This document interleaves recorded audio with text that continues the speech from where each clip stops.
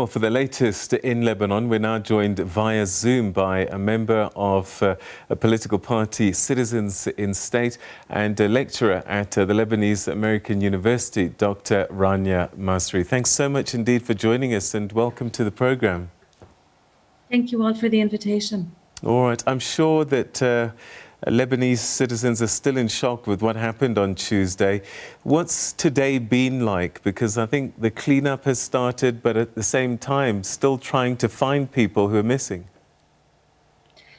Yes, we are still in shock and still trying to understand emotionally what has happened to our city and to our country.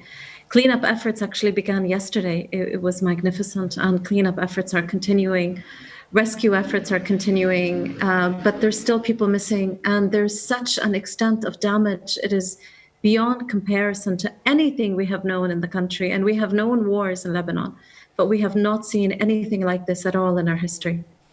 So people in shock with what happened, but I get a sense that some people are quite angry that it happened. Yes, of course, because this wasn't a hurricane, this wasn't a natural disaster, nor even was this an enemy attack by our enemy Israel. It wasn't like that. This was a bomb that had been sleeping at our border, at our port for more than 6 years. This is a direct consequence of criminal negligence by so many individuals responsible for the ports, responsible for our courts, responsible in the ministries. Again, for more than 6 years, we've had 2,750 tons of ammonium nitrate improperly stored.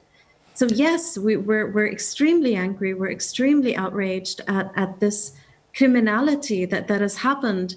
And I personally am also really outraged at the politicians who are part of those that are responsible, who are now themselves pretending to be innocent and now pretending to be outraged.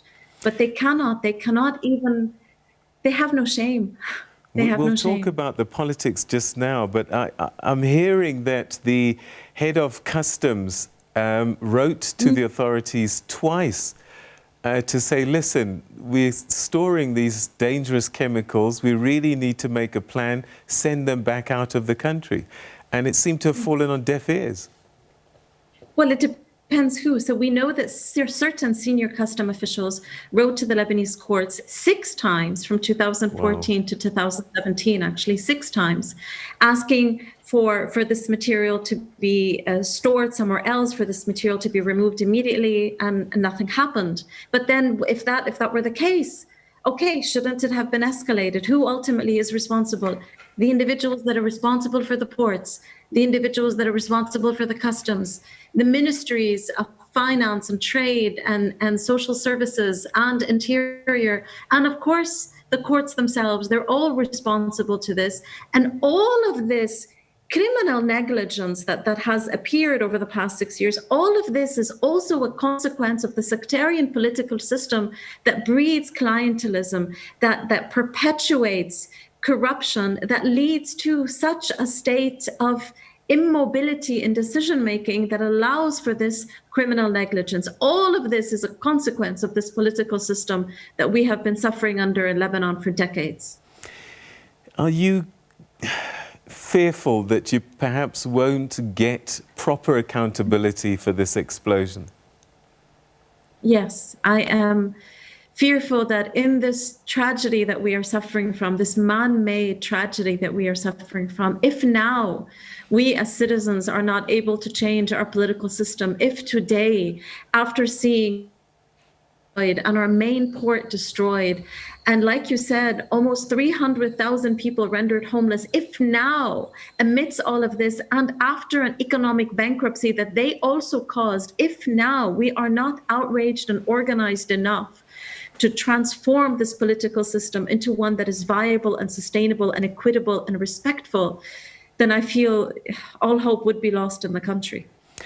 Is it perhaps symbolic then that we've seen protesters outside Parliament of all the places that they could go? Is this to perhaps give a voice to the idea that it is inside that building that people are most responsible? Well, the thing is in Lebanon, one would think that we have something called a member of parliament with individuals representing ideological political parties, and then a government where they oversee the parliament and they hold them accountable. But we don't have that actually. We have individuals in parliament and individuals in government, all of whom, the majority of whom, for me to be accurate, are lackeys of a coalition of sectarian leaders. So when today, at this moment, they are protesting in front of the House of Parliament, they're not protesting against those parliamentarians per se. They're protesting against the sectarian leadership that these parliamentarians represent. And it is natural for these protests to happen, and I expect them to continue. But we must also remember that this government has placed the capital in a state of emergency, which means that for the next 2 weeks, we are controlled and we are overseen by the army. So the response to the protest may be a lot more violent than the violence that we are typically used to. But yeah, protesting in front of the parliament, I expect it to increase. I expect there to be more and more protesters expressing their outrage at this political system, just as we expressed our outrage since October, by the way. We've been protesting since October against this political system that led to the economic and financial collapse of this country. And now, hopefully, the protests need to increase. All right, take us through some of your country's history. I mean, I'm old enough to have lived through a lot of Beirut's, Lebanon's modern history. And it just seems that there's been crisis after crisis over decades. Take us through that and what's taken your country to where you are now. You know, much of that has to do with how we were formed. I mean, our borders, as you know, in so many different countries, be it in Africa or be it in Latin America or elsewhere, the borders are not natural borders that arise from the people. They are borders that are forced upon us by our colonialist. And just these are the borders in Lebanon. They're not natural borders. And when the French and the British divided up this region, the French also decided to give us this sectarian system that we've been burdened with ever since, a sectarian system that looks at us as groups rather than as citizens of a country, looks at us as sects coexisting as if we cannot have and we have not been living together as individuals and as people of the land. So all that happened has been a consequence of that sectarian political system. You know, the series of wars, and of course, let us not forget that to our south, rather than us having our natural neighbor, a free Palestine, we have had an occupation of Palestine by another settler state and a Zionist apartheid settler state since 1948. And not only has the Israeli state committed massacres and occupation and apartheid against the Palestinians, but they have also been committing massacres against the Lebanese since 1948. And these massacres have continued. So we're talking about invasions and occupations and war by our enemy, Israel. And we're also talking about massive internal strife, again, because of this sectarian political system. It contributed to the civil war from 1975 to 1991. And at the end of that civil war, we had the same warlords now come to power and continue the very same system. But now, in addition to having it be a sectarian coalition, they are also extremely corrupt and extremely incompetent. Again, encouraged by the sectarian system.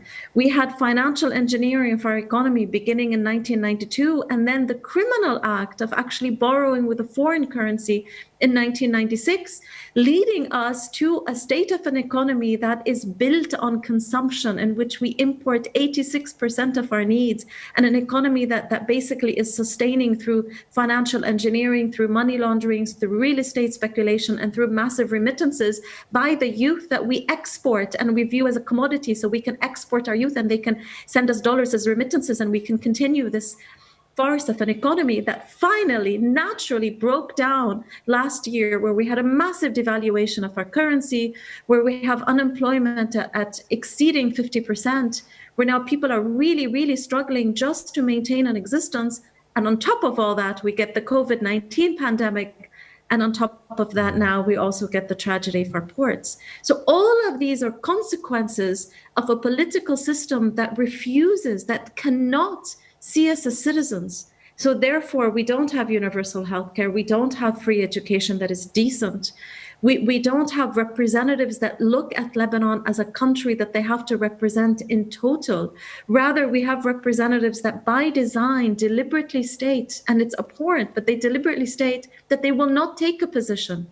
We have a government over decades that has decided not to take positions on foreign policy. And consequently, they also don't take positions on domestic policy. So a system of governance that by design, this is why we say that we need a state, because we haven't been living in a state. We don't even have a failed state. We simply have an absence of a state. This is the horror that we're living in today. But at the same time, this is an opportunity that maybe now we can finally be able to build from the remnants of what we have, to build something positive out of all this tremendous tragedy and this tremendous catastrophe. All right. You spoke about things happening at your borders. You have now French President Emmanuel Macron, who's in the country, and he's talking about pitching a leadership deal. What does that mean to you? And what role has France played in Lebanese politics? Well, I mean, let us not forget that we were occupied by the French. They had a so-called French mandate. And they are legally responsible, by the way, because they were supposed to not leave Lebanon until we had a decent political system. So either they are legally responsible for this failed political system that they built, or they are responsible for this system that they chose to have specifically to divide us. And again, our very borders were designed by the French, particularly to create a majority Maronite population in Lebanon, rather than, again, to view us as Lebanese. I find it especially hypocritical for any French leader to come to Lebanon and to claim neutrality. But what is important from what French President Macron said today is that the 100 years of this political system in Lebanon has ended. Okay, I agree with him. That political system has ended, a political system that the French had a very firm hand in building. Yes, it has ended. But let us not fool ourselves in any way to think that any foreign government, any foreign leader can come to rebuild our country for the benefit of our country. All foreign governments have their own foreign interest in mind and their own political perspectives in mind. And we cannot expect any foreign leader to actually be working for the real benefit of the country. We must be the ones that lead the country forward. We must be the ones that build the country from this rubble. And yes, at the same time, of course, we need foreign assistance and of course we need foreign aid. But the political system that must be rebuilt must be one that is rebuilt by the people, for the people, and not by any outside force. All right. Talking about citizens, the people, is there a way forward bringing all Lebanese together? You talked earlier a little bit about unnatural borders, sectarianism. Is there a Lebanese identity upon which people can hang on to and build a new country?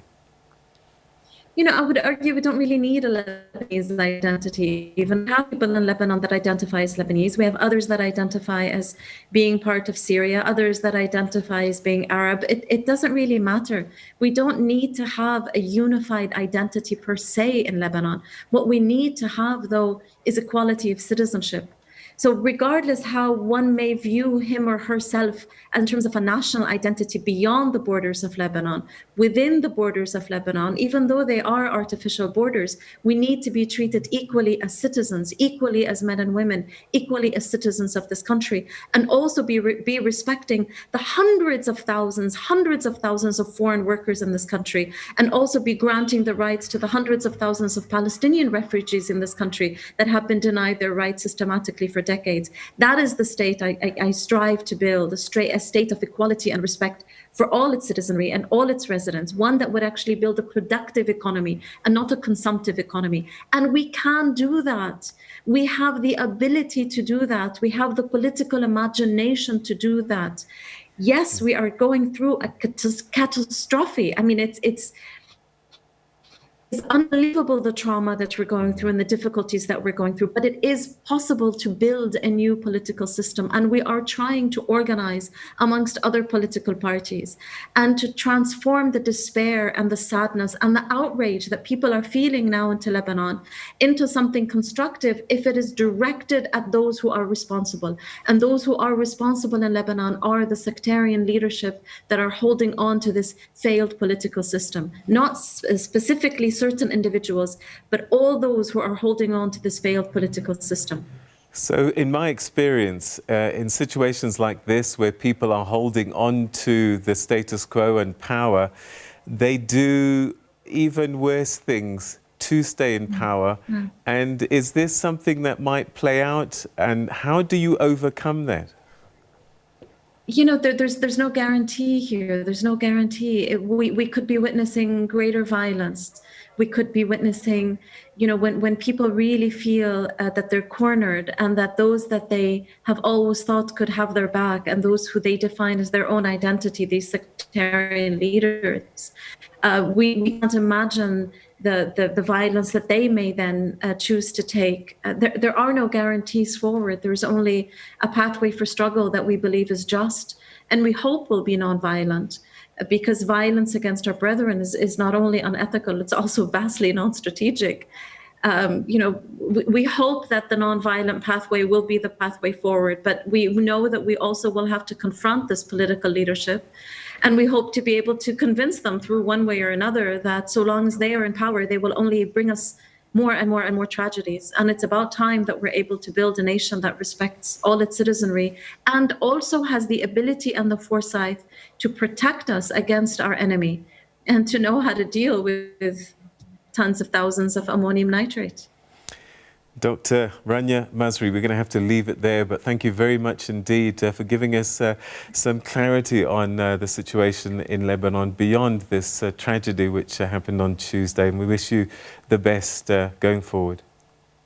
Thank you very much for your time. Thank you. All right, so that's Dr. Rania Masri, who's a lecturer at the Lebanese American University there, talking to us about a dire situation in the country. Before this tragedy, of course, their currency had all but imploded, the economy shot, and she was talking about unemployment beyond 50%. And one person described it saying that the rich have gotten richer and the middle class have become poorer and the poor have become destitute. That's the situation in Lebanon.